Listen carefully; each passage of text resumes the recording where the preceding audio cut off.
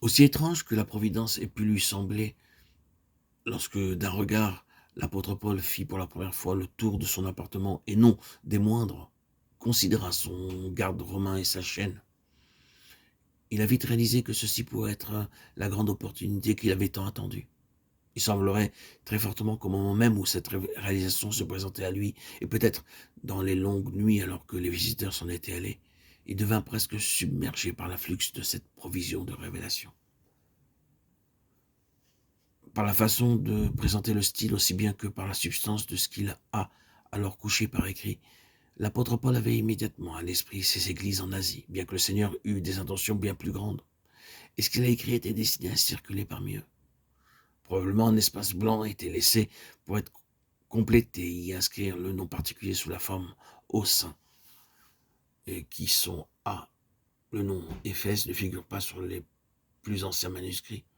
Il n'y a plus de doute, cependant, que ce débordement de cœur n'eut une direction spéciale en faveur de cette église à Éphèse, tellement importante et tellement influente spirituellement.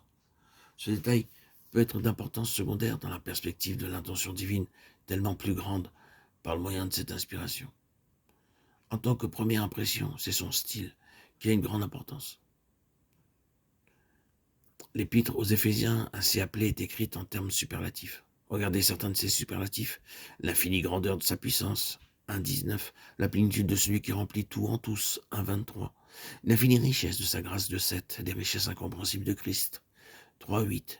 La largeur, la longueur, la profondeur, la hauteur, l'amour de Christ qui surpasse toute connaissance, toute la plénitude de Dieu, Éphésiens 3, 18, 19. Infiniment, au-delà de tout ce que nous demandons ou pensons, Éphésiens 3, 20. Au-dessus de tous les cieux, afin de remplir toutes choses, Éphésiens 4, 10. La stature parfaite de Christ, 4, 13. Cette église glorieuse, sans tache ni ride, ni rien de semblable, Éphésiens 5, 27. N'avons-nous pas raison de dire que l'homme était tout à fait incapable de contenir la plénitude qui était sienne?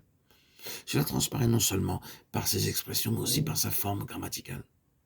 Il débutera sur un sujet et ensuite, lorsqu'une pensée supplémentaire lui viendra à l'esprit, divergera et changera de sujet, sans reprendre le précédent fil de sa pensée jusqu'à ce qu'il arrive à un certain point.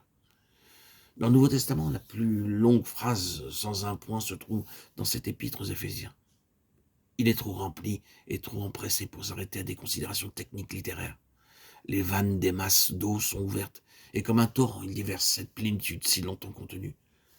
Quand nous en arriverons à considérer la nature de sa révélation, nous comprendrons mieux pourquoi il s'exprimait tant en superlatif. Pour le moment, nous ne faisons que signaler la force de son désir de faire connaître enfin cette révélation qu'il eut. Attendons-nous un peu plus sur cet épître aux Éphésiens. Certains peuvent ne pas être d'accord avec nous et d'autres peuvent penser que nous exagérons quand nous disons que cet épître aux Éphésiens est le plus grand document jamais écrit. Nous devrons établir le bien fondé de cette opinion, mais nous n'aurons pas entièrement échoué lorsque nous aurons terminé. Quand nous disons le plus grand, bien sûr, nous ne voulons pas dire en longueur, mais en valeur intrinsèque et en contenu. Cet épître aux Éphésiens est la couronne et l'essence consommée du ministère de Paul. C'est le point culminant de sa mission. Voici quelques commentaires d'érudits, chrétiens éminents.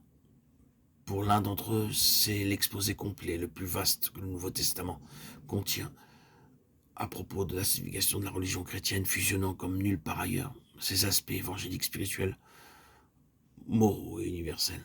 C'est clairement l'épître de l'ascension. Par elle, nous élevons, comme sur les ailes de l'inspiration, sur les hauteurs les plus divines. C'est l'œuvre la plus céleste de quelqu'un dont l'imagination même est meublée de choses qui sont dans les cieux. Dans cet épître aux Éphésiens, qui est la composition de l'homme la plus divine, se trouve toute doctrine du christianisme.